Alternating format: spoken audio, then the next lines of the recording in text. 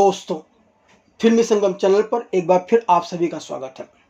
आज हम आपको 300 साल पुरानी एक फिल्म के संदर्भ में बताने जा रहे हैं। आज हम 21वीं सदी में जी रहे हैं। सभी आधुनिकता के लौ में रंगे हुए हैं। अब तो पुरुषों के साथ महिलाओं को शराब पीते हुए देखना आश्चर्य की बात नहीं लगती, लेकिन आज से 63 वर्ष पहले औरत शराब पिए इसकी कल्पना नहीं की जा सकती थी। यहाँ तक कि सिनेमाई पर्दे पर भी ऐसा संभव नहीं था। लेकिन 63 वर्ष पहले एक फिल्म में मीना कुमारी ने अपने किरदार के साथ न्याय करने के लिए पर्दे पर शराब पी थी और उस वक्त हंगामा मच गया था। कई दकियानुसी महिलाओं को तो छोड़िए, पुरुषों तक ने भी इस पर आपत्ति जताई थी। उन्हें भी यह बात पसंद नहीं आई थी। लेकिन 63 साल पहले इस फिल्म में जो मुद्दे उठाए गए थे वह आज भी प्रासंगिक हैं और आज भी इस फिल्म को देखना लोग पसंद करते हैं, एंजॉय करते हैं। यह फिल्म कल्ट सिनेमा में गिनी जाती है।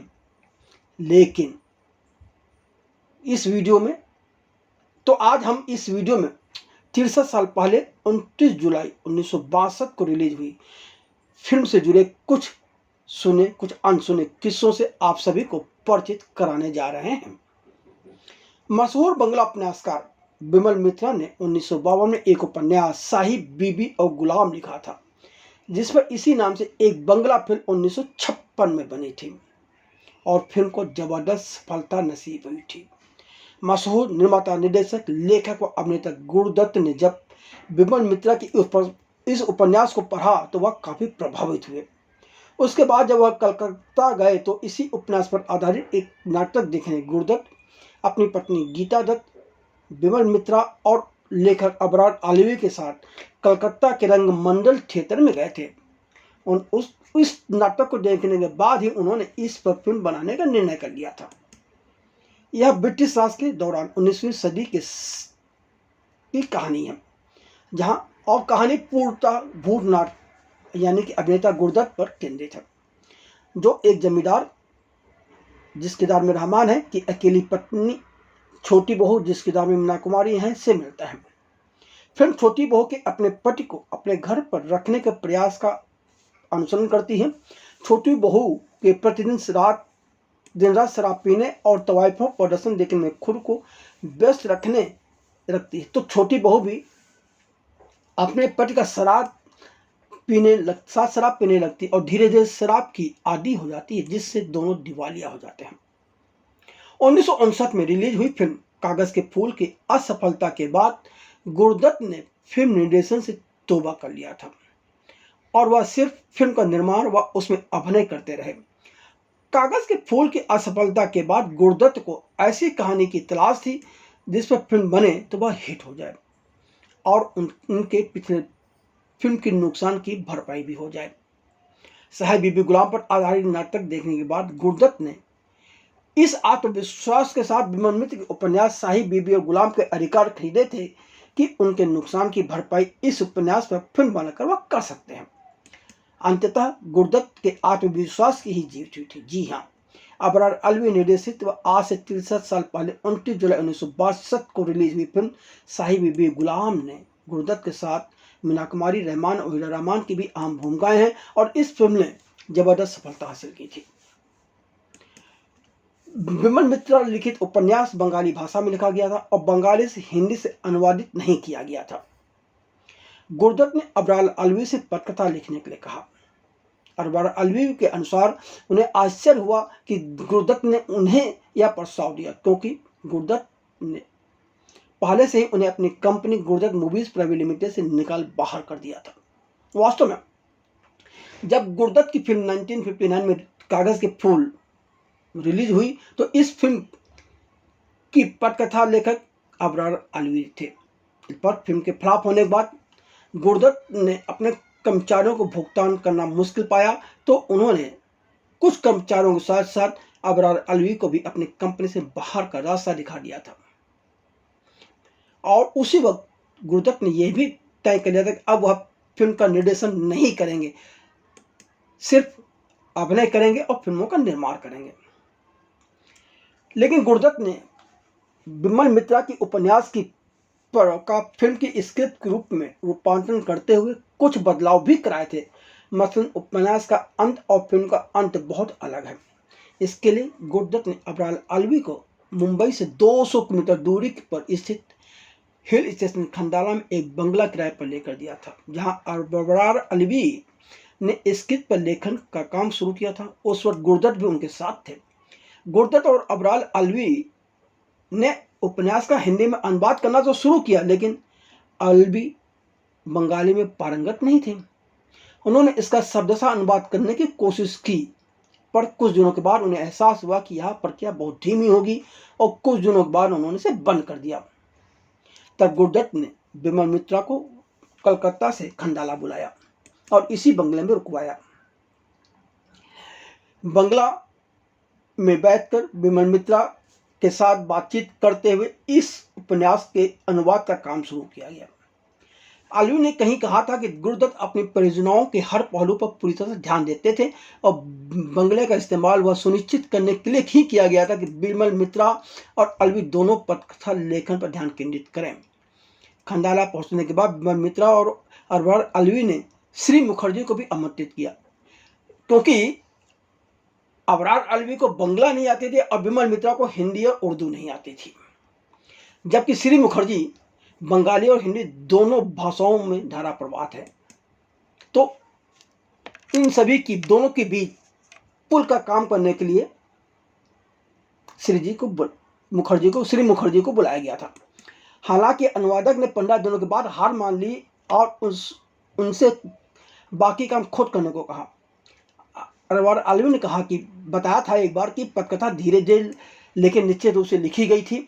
उन्होंने और बिमल मित्रा ने कहानी में कई बदलाव किए ताकि फिल्म हिंदी दर्शकों की रुचि के अनुकूल बन सके। उदाहरण के लिए उपन्यास में दिखाई देने वाले कई पात्रों को हटा दिया गया, जिसमें स्वामी विवेकानंद भी शामिल थे, और भूतनाथ को और अधिक भोला और कम शिक्षित बना दिया गया। एक वर्ष में स्क्रिप्ट तैयार होने के बाद जब कलाकारों के चयन का मसला आया तो काफी उठापटक हुई। जाबा के किरदार के लिए वहीदा रहमान का नाम तय था और उसमें बदलाव की कोई गुंजाइश ही नहीं थी।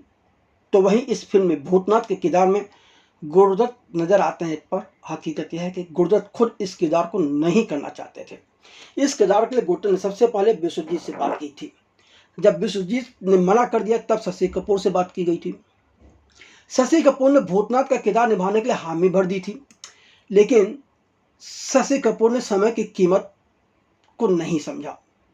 यह बात गुरदत्त को पसंद नहीं है। वास्तव में गुरदत्त ने एक दिन सभी कलाकारों के और टेक्नीशियनों की एक मीटिंग बुलाई थी, जिसमें एक निश्चित समय पर सभी को पहुंचना था, पर शशि कपूर 2.5 घंटे लेट पहुंचे। तब गुरदत्त ने शशि कपूर को हटाकर खुद ही भूतनाथ का किरदार निभाने का फैसला किया। ऐसा बहुत कम होता है, लेकिन गुरदत्त समय के बहुत पाबंद थे। उन्हें जो आदमी समय की इज्जत नहीं करता उसको सही नहीं मानते थे। फिल्म बाजी से ही गुरदत्त की हर फिल्म में कॉमेडियन अभिनेता जॉनी वॉकर का होना अनिवार्य शर्त थी। फिल्म साहिब बीबी और गुलाम में भी बंसी के किरदार के लिए गुरदत्त तो जॉनी वॉकर को ही लेना चाह रहे थे, लेकिन फिल्म के लेखक व निर्देशक अबरार अलवी इस पर राजी नहीं थे, क्योंकि जॉनी वॉकर को अबरार अलवी पसंद ही नहीं करते थे। इस पर गुरदत्त और अबरार अलवी के बीच काफी तीखी बहस हुई थी। उसके बाद ही बंसी के किरदार के लिए जॉनी वॉकर की जगह धूमल आ गए थे। जॉनी वॉकर की अपनी एक खासियत थी कि उन्हें संवाद की जरूरत नहीं होती थी और वह सिर्फ खुद अपने ढंग से सीन को गढ़ कर सह कलाकार पर हावी हो जाया करते थे, और यह बात अबरार अलवी पसंद नहीं कर रहे थे। अबरार अलवी चाहते थे कि बंसी का किरदार उनके हिसाब से ही फिल्म में नजर आए, जैसा वह चाहते हैं, उसमें कोई बदलाव न होने पाए। इसलिए उन्होंने जॉनी वॉकर की जगह धूमल को चुना।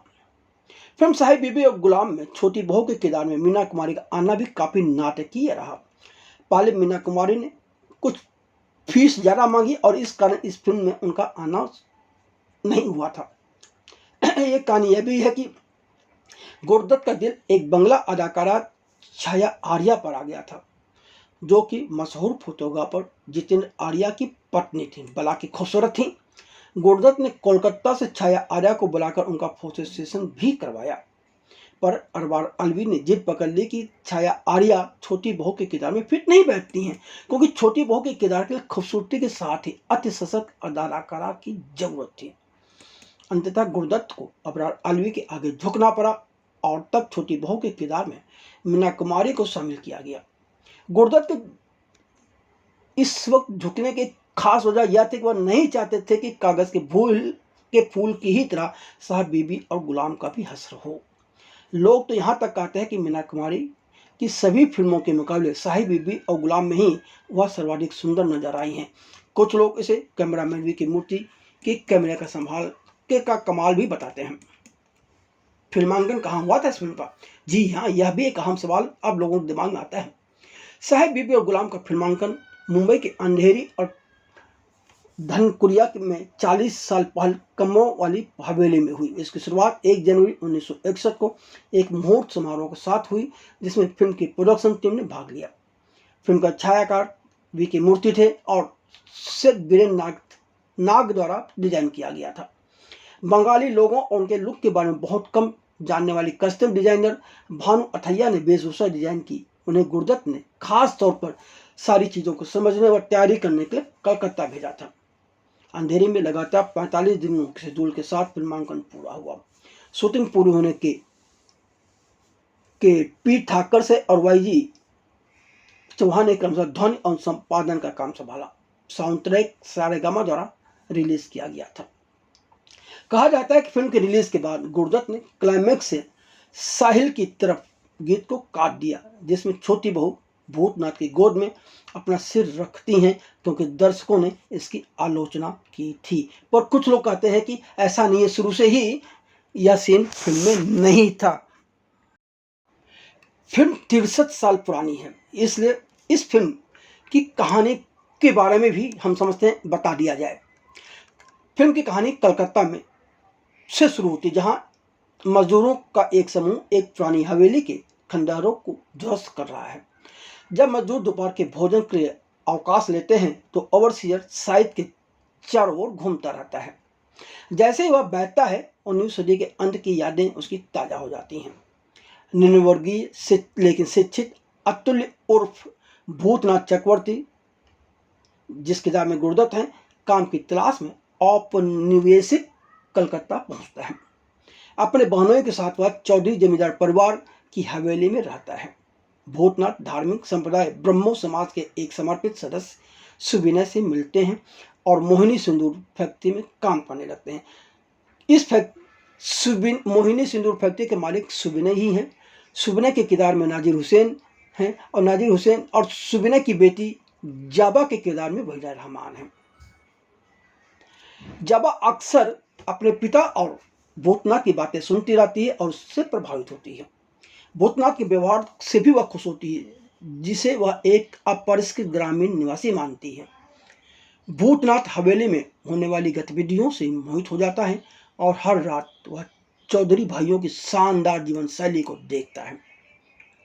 एक रात हवेली का एक दूसरा नौकर बंसी, जिस किरदार में धूमल है, भूतनाथ को छोटे जमींदार की पत्नी छोटी बहू यानी कि मीना कुमारी से मिलवाने ले जाता है, जो उससे सिंदूर लाने की विनती करती है।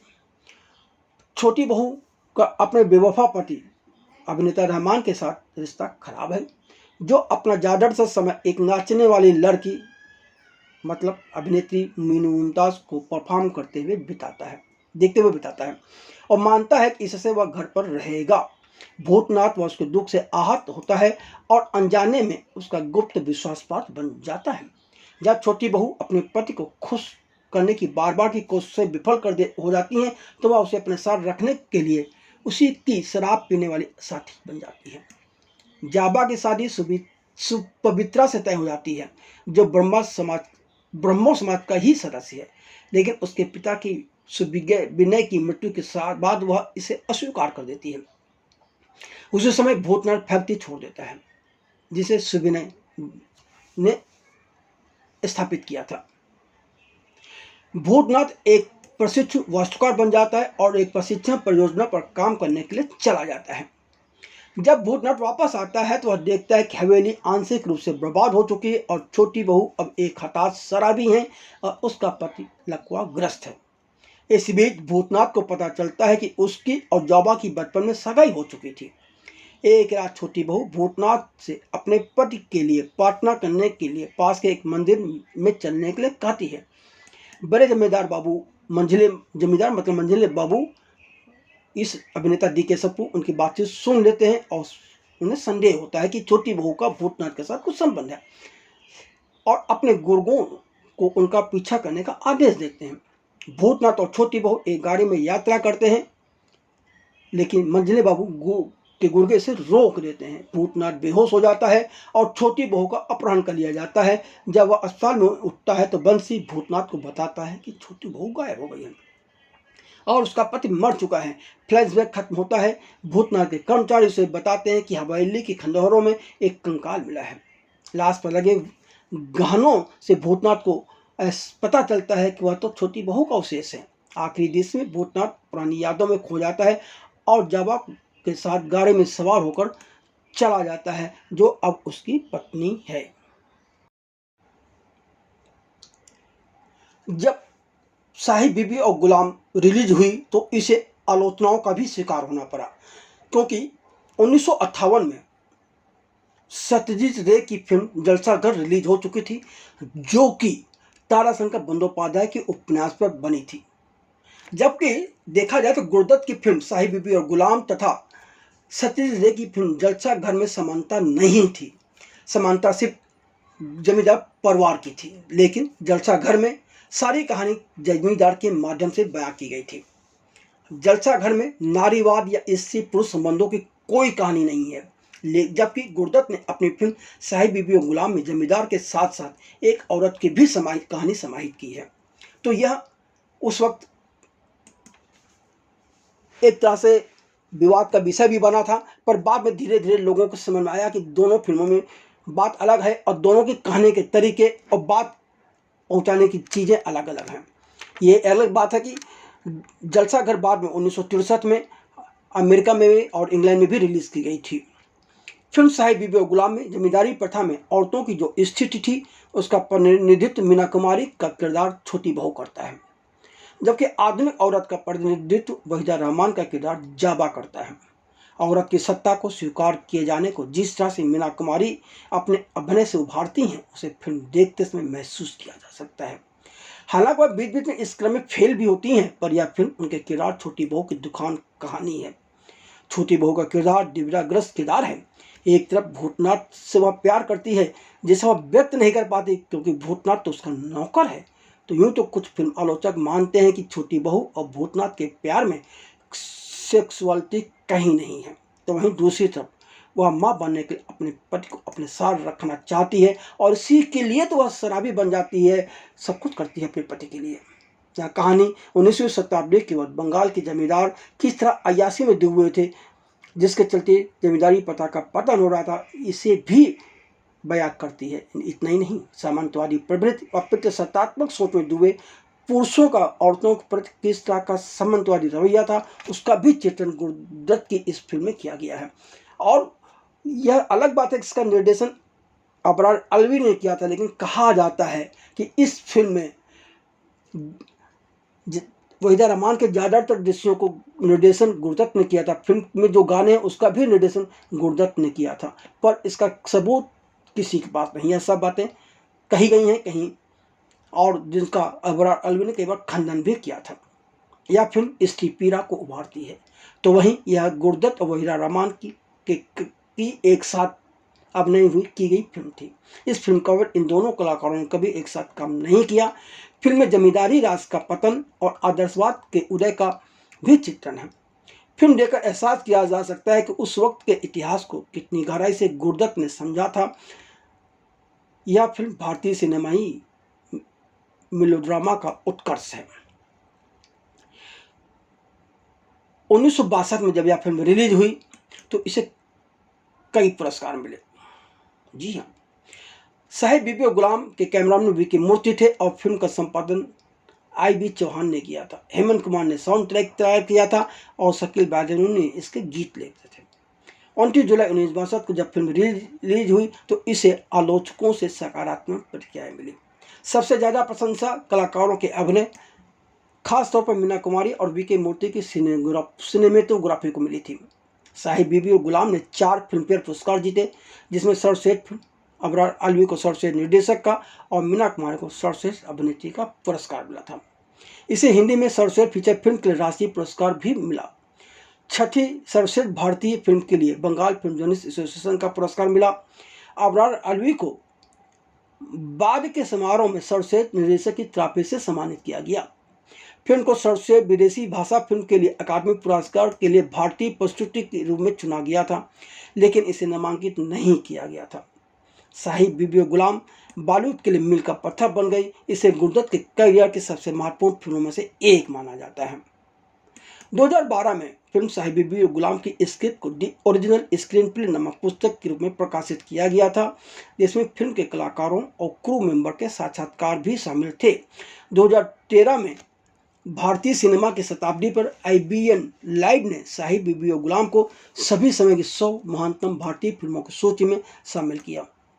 इस तरह यदि आप बहुत गौर से देखें, इस फिल्म को समझने की कोशिश करें, तो आपकी समझ में आएगा कि साहिब बीबी और गुलाम अपने रिलीज के 63 साल भी कितनी प्रासंगिक है।